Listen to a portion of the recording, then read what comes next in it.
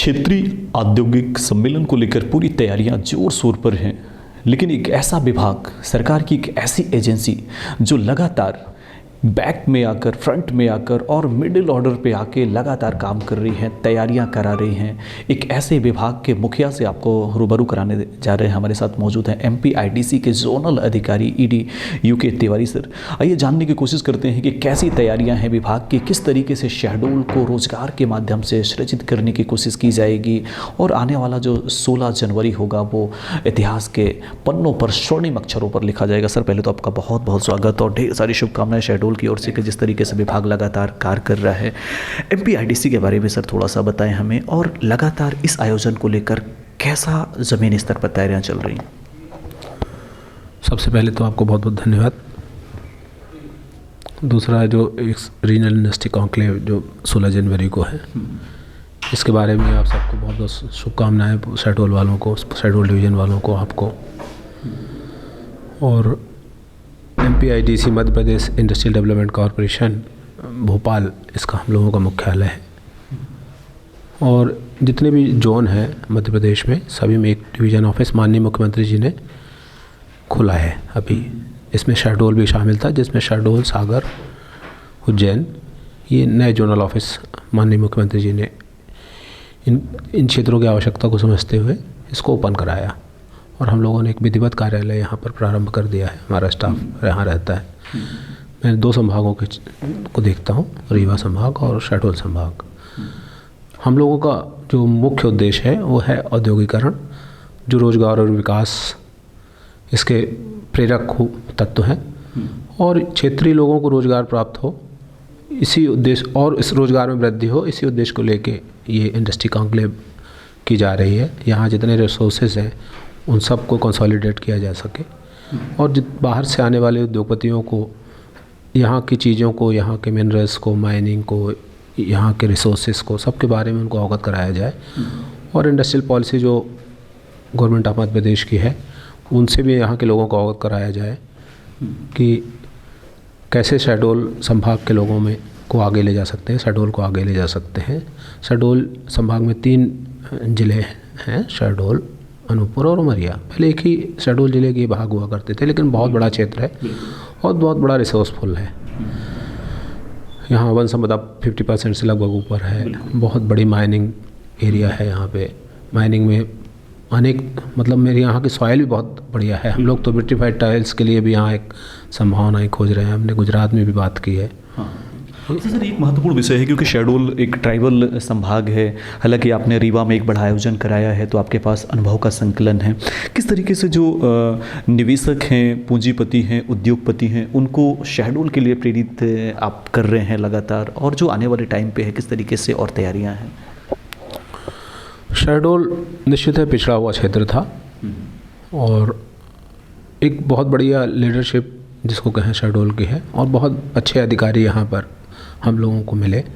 इसमें माननीय कमिश्नर महोदया और collector sir, Anuppur collector, Umaria collector, सभी लोगों ने बहुत बड़ा सहयोग प्रदान किया है इस रीजनल इंडस्ट्री कॉन्क्लेव के लिए। कलेक्टर साहब और मैडम कमिश्नर में तो मतलब इस तरह पूरे कार्यक्रम को ही लीड कर रहे हैं, और जो भी होती है आवश्यकता तो मेरे से निरंतर पूछते रहते हैं। मैं भी उन्हें अपडेट करता रहता हूँ सभी चीज़ों के बारे में। कमिश्नर मैम भी लगभग प्रतिदिन इवनिंग में वो अपडेट लेती हैं मेरे से, और कहती हैं कि जो भी आवश्यकता हो मुझे बताएं, मैं उसको प्रॉपर कम्युनिकेट करूँगी और कोऑर्डिनेट करूँगी। बिल्कुल सर, एक खबर निकल के आई कि 32,000 करोड़ के निवेश के जो प्रस्ताव हैं अभी तक हम पार कर चुके हैं। कहा जाता है ये आंकड़ा मध्य प्रदेश में सबसे बड़ा है। आप क्या ऐसी है? इस बारे में मैं नहीं बोलूँगा। इसमें माननीय मुख्यमंत्री जी उस समय जब आप सबसे रूबरू होंगे पत्रकार वार्ता में, तो वो आप सबसे मुखातिब होंगे और इस बारे में आप सबको सूचित करेंगे। सर, ज़्यादातर किस तरीके के उद्योग धंधे और व्यवसाय शहडोल के लिए आने की संभावना है? मुख्यतः तो यहाँ इंडस्ट्रीज़ है, फूड इंडस्ट्रीज़ है, एग्रीकल्चर इंडस्ट्रीज़ है। इन सब के लिए तो बड़ी अच्छी अपॉर्चुनिटी है। माइनिंग मिनरल का तो बहुत बड़ा क्षेत्र है ही। वन संपदा से संबंधित उद्योग हैं, बहुत बड़ा क्षेत्र है। कृषि में हार्टिकल्चर में, माइनिंग मिनरल में, फूड में बहुत बड़ा है। तो हम लोग तो अभी, अब आप सबको एक खुशखबरी भी दे दें कि दिया पीपर का तो टेंडर भी हो गया। बिल्कुल बिल्कुल। आज ही मेरे पास भोपाल से भी न्यूज़ आई है कि वहाँ उन लोगों ने टेंडर लगा दिया उसको। तो वो लोग 50 हेक्टेयर की लैंड है, अप्रोच रोड न होने के कारण रुका हुआ था, जिसको अभी सब लोगों ने मिलकर, डिस्ट्रिक्ट एडमिनिस्ट्रेशन ने और हम लोगों ने मिलकर उसको, उस प्रॉब्लम को सॉल्व किया है। माननीय विधायिका महोदय ने भी इसको भी बड़ा सहयोग दिया। उन्होंने भी वहाँ के तहसीलदार को कहा कि इसको जल्दी से जल्दी करो और इनका दिया कार्य पूर्ण हो, दिया पीपर इंडस्ट्री एरिया मूर्त रूप में आ सके और यहाँ के लोगों को वहाँ अपने उद्योग स्थापित कर सकें और रोज़गार और विकास को बढ़ावा मिल सके। बिल्कुल। ऐसी कौन सी चीज़ है सर जिनको लेकर जो निवेशक हैं वो कहीं ना कहीं थोड़ी सी कन्नी काटते हैं कि शहडोल में आना चाहिए या नहीं आना चाहिए, इन्वेस्टमेंट करना चाहिए, निवेश करना चाहिए? आप किस तरीके से उनको सीधे तौर पर कहना चाहेंगे कि शहडोल इन वजह से वेस्ट है? देखिए, शहडोल में आने का साधन तो बहुत ही वीक है, इसमें तो कोई शक ही नहीं है। भोपाल से आना है, मतलब हमारे डिपार्टमेंट के लोग भी अभी मैक्सिमम अपनी गाड़ियों से ही आ रहे हैं। बिल्कुल। जितने भी ऑफिसर्स आ रहे हैं इस प्रोग्राम में तो अपनी गाड़ियों से आ रहे हैं यहाँ पे। और उद्योगपतियों को एक लाना बड़ा टास्क है कि वो जाएं कैसे यहाँ। रीवा के लिए भी टास्क था, तो वहाँ फ्लाइट हो गई। अब इस तरह के प्रयास किए जाएंगे तो हो सकता है कुछ दिन यहाँ भी प्रॉपर फ्लाइट्स वगैरह हो जाएंगी और आवागमन का साधन ठीक होगा। इंफ्रास्ट्रक्चर तो ठीक करना ही पड़ेगा किसी भी इंडस्ट्रियल ग्रोथ के लिए, कोई भी ग्रोथ के लिए तो बहुत ही आवश्यक चीज़ें हैं। इसमें तो हम सबको लगना पड़ेगा तब जाके होगा। निस्संदेह MPIDC लगातार काफ़ी मेहनत कर रही है, काम कर रही है सर। आवाम का, पब्लिक का और एक जो आम जनता है, किस तरीके से सपोर्ट मिल रहा है और कैसे पैरेलल प्रशासन के साथ मिलकर काम कर रही है अपनी एजेंसी? इसके बारे में मैं आपको बताऊं कि मैं इसके पहले इंदौर में था और इंदौर में 9 साल रहा, लगभग 8-9 साल ऐसे भोपाल रहा। तो हर व्यक्ति की अंदर एक इच्छा होती है कि मैं उद्योगपति बनूं। बिल्कुल। और उस इच्छा को पूरा करने के लिए आज एक अपॉर्चुनिटी माननीय मुख्यमंत्री जी ने शहडोल के लोगों को दी है, उसका सब लोग लाभ उठा रहे हैं। इसीलिए सभी लोग आगे आ रहे हैं कि नहीं, हमें इंडस्ट्री डालना है और सब रिसर्च भी कर रहे हैं। कल ही मेरी 1-2 लोगों से बात हुई कि साहब हमको सोलर में डालना है, हमको प्लास्टिक पाइप्स बनाने हैं, तो हमको बतलाइए। तो उसके लिए हम हैं। हमने कहा कि आपको जो भी करना है, वी आर हियर, हम आपकी हर प्रकार से सहायता करेंगे, आप आ जाइए, आपको कोई प्रॉब्लम नहीं होगी। बिल्कुल। क्योंकि निश्चित लोगों के मन में संदेह होता है आने वाले समय में, क्योंकि थोड़ा सा ये स्पष्ट करने की कोशिश करेंगे कि 16 जनवरी के बाद भी क्या MPIDC से कांटेक्ट करके लोग आगे का इन्वेस्टमेंट कर सकते हैं या उसके बाद कुछ होगा नहीं? और दूसरा, इस पूरे मिशन में आपको क्या लगता है जो निवेश हैं वो कब तक ज़मीनी स्तर पर क्रियान्वित होंगे? निवेश का एक बड़ा इशू ये रहता है कि उसके बहुत सारी फॉर्मेलिटीज़ रहती हैं। लैंड कैसे सर्च करना, फिर बहुत सारे एनओसीज लेना, सपोज माइनिंग है तो उसकी परमिशन ग्रांट होना, बहुत सारी चीज़ें हैं। बट अब उसी के लिए तो ये किया जा रहा है कि ये चीज़ें ईजी हो जाए, ईज ऑफ डूइंग बिजनेस के उसमें। और मैं अपनी MPIDC की तरफ से सबको इंश्योर करता हूँ कि एनी टाइम हम लोगों को, हमारा ऑफिस तो है ही शहडोल में, बहुत अच्छा ऑफिस है हमारा, आएंगे तो सबको अच्छा लगेगा। और हमारे ऑफिसर्स सबसे बेस्ट ऑफिसर्स होंगे, इसमें तो कोई दो मत नहीं। हर जगह हेल्प करने के लिए वो तो कहते हैं कि उद्योगपति हमसे बोल, अभी आपके सामने आए तो हमने कहा आप हाँ करिए, हम आपका इंडस्ट्री लगवा देंगे। बिल्कुल बिल्कुल, पूरा सहयोग। सर, अंतिम सवाल, और कौन कौन से बड़े निवेशकों से डिस्कशन चल रही है पैरेलल प्रशासन, शासन और MPIDC?